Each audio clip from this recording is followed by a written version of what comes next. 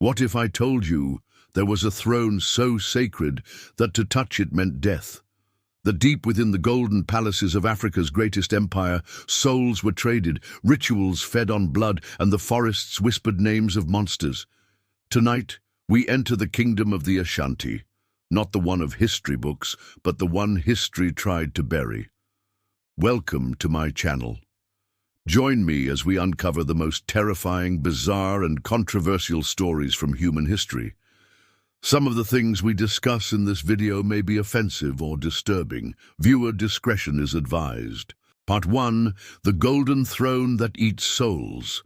In the center of the Ashanti Kingdom lies the Golden Stool. It is not just a royal seat, a living soul, a vessel for every king's spirit and every drop of ancestral blood. It never touches the ground. No king ever sat on it. It is said that the stool descended from the sky, a divine throne with a hunger for loyalty and sacrifice. Legend has it those who sought the stool either vanished or were driven mad. It was during the reign of King Prempeh, the first, that the British came to covet the stool's magic for themselves. On September 2nd, 1900, they stormed the capital city of Kumasi, forcing the king to flee.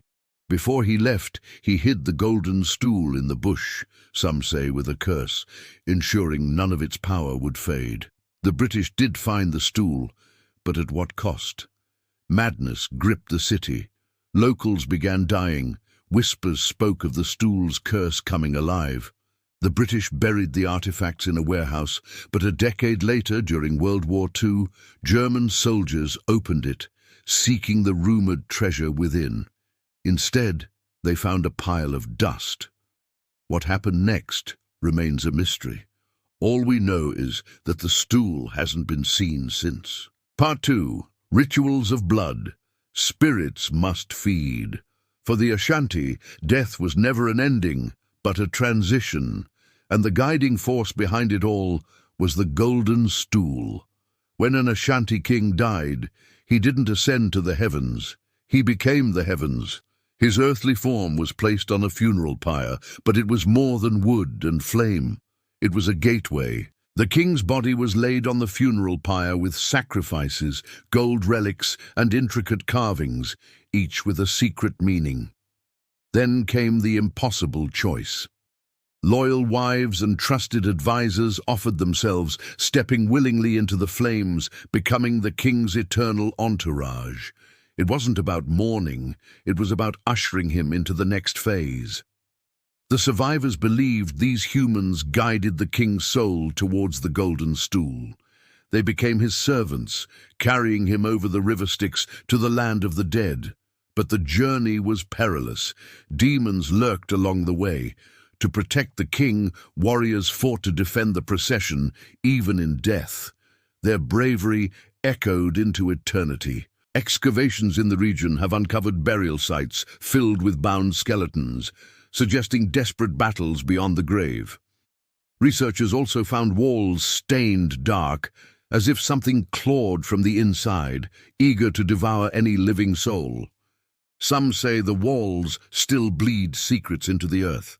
Part 3. Sasabonsum, the hanging demon of the trees.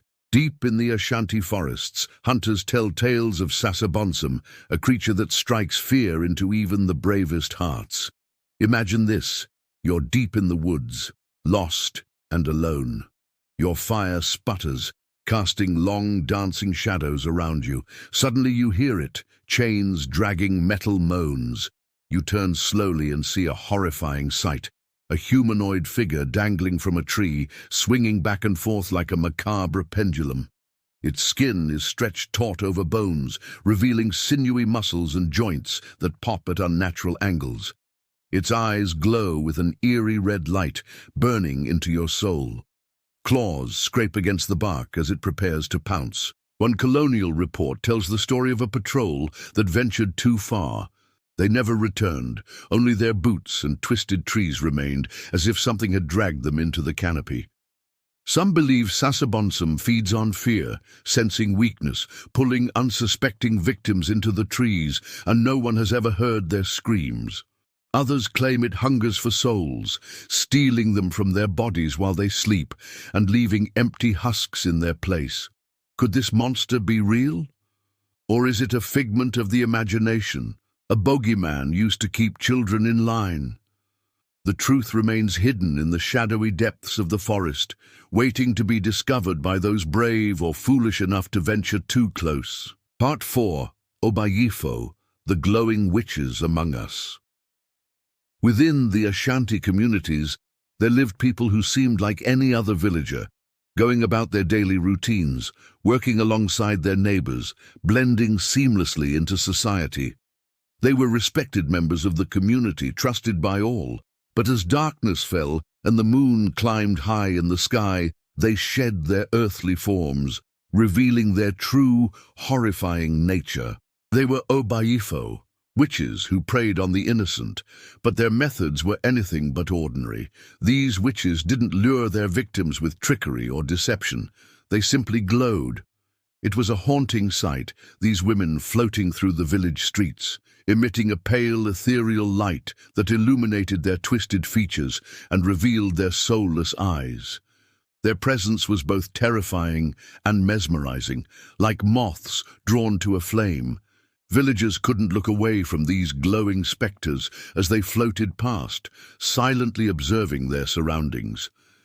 But it was what these witches did next that made them truly terrifying. They sought out sleeping children, slipping inside their homes unnoticed and draining their life force, leaving them as withered husks. The next morning, villagers would wake to find their children gone, vanished without a trace. The only evidence of the Obayifo's presence, a faint glow lingering in the air. Even today, modern villagers whisper tales of lights drifting through the forest at night, and children who never wake. Part 5. The Festival Where the Dead Walk. The Adai Festival is more than just a celebration. It's a doorway to the spirit world. Every 6 weeks, the Ashanti transform from mortals into mediums, inviting their ancestors into their very being. During this festival, the veil between the worlds grows thin, allowing spirits to walk among the living. Families gather, light fires and whisper names, calling upon their departed loved ones. The elders believe this is how the dead communicate with the living, sharing wisdom and guidance from beyond the grave. However, the lines between worlds become blurred. Some say that if you forget an ancestor, they'll come knocking, not with warmth but wrath. In 2014, a family in Kumasi reported a chilling experience. Every mirror in their home cracked simultaneously. An old man who had forgotten his father's name was found frozen, mouth open, eyes burned black. Was this the price he paid for neglecting his roots? The Ashanti take their traditions seriously, but sometimes they take things a little too far. Every year in March, they celebrate the festival of Odwira, commemorating the cleansing of the earth after the flood. At the Akwamu festival, they honor the mighty Antoa, the god of war. And then there's the annual Adai Kese festival, held in the month of April. This is a grand event celebrating the birth of the great warrior Opoku Ware II. Each festival has its own unique charm and significance, weaving together the cultural tapestry of the Ashanti. But it's during the Odwira festival, also known as the Homowu festival, that the veil between the worlds is at its thinnest. During this celebration, held in the month of July, the Ashanti welcome the spirits of their ancestors back to the physical realm. The air is thick with anticipation as drums beat and gongs resonate, echoing the heartbeat of the earth itself. Suddenly, the crowd gasps. From the corner of their eyes, they see apparitions emerging from the mist, their forms shimmering like heat waves on a summer's day. The ancestors have returned. For the Ashanti people, this isn't a frightening spectacle, but a joyous reunion. But for outsiders, it can be a harrowing sight indeed. Part 6. Queen Ya Asantewa and the Cursed Curse. Born in the year 1840, Ya Santua matured amidst the grandeur of the Golden Stool and the looming threat of colonialism. When Britain invaded her homeland, she was 60 years old. But age was just a number. As the Queen Mother of the Ashanti Empire, she was revered and respected, a beacon of strength for her people. She rallied the tribes against the invaders, leading the War of the Golden Stool with unmatched fervor.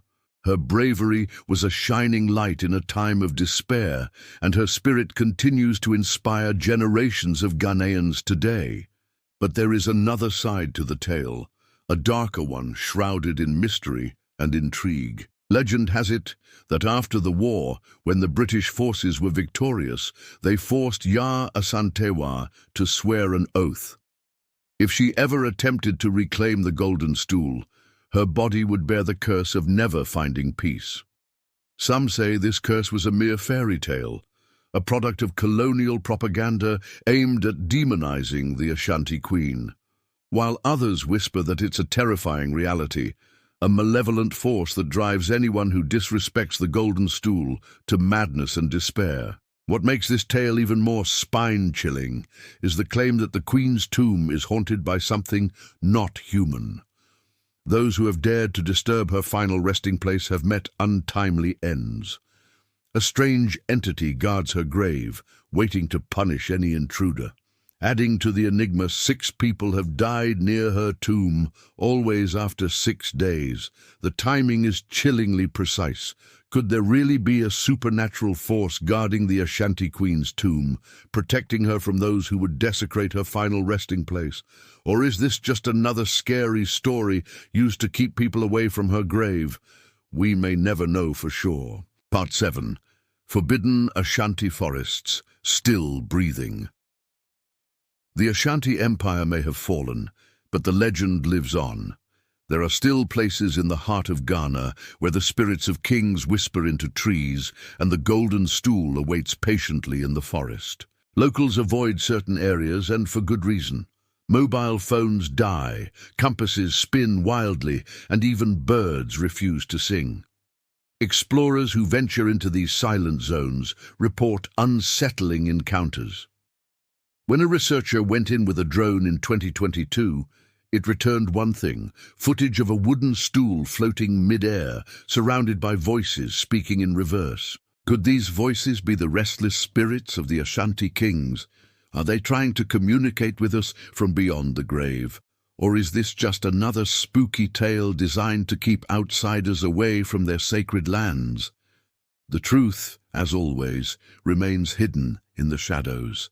The Ashanti Empire may have fallen, but its influence echoes through time. From the mysterious Golden Stool to the haunting whispers of the forest, its legacy lives on.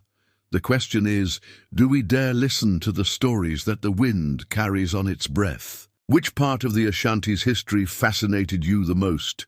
Let me know in the comments, and don't forget to stay tuned for more chilling tales.